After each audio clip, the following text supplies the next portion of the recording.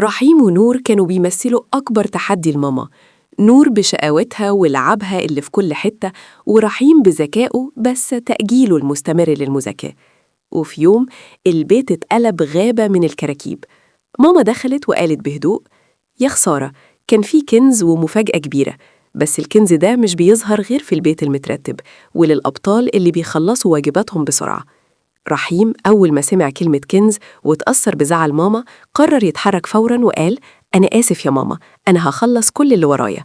أما نور ملكة السرعة فرفضت إن أخوها يسبقها وبدأت تلم لعبها وهي بتغني. وفي 10 دقايق بس البيت بقى بيبرق. رحيم رتب مكتبه وخلص مذاكرته، ونور رجعت كل لعبة مكانها. ماما دخلت والفرحة مالية وشها وقالت: دلوقتي بس خريطة الكنز ظهرت.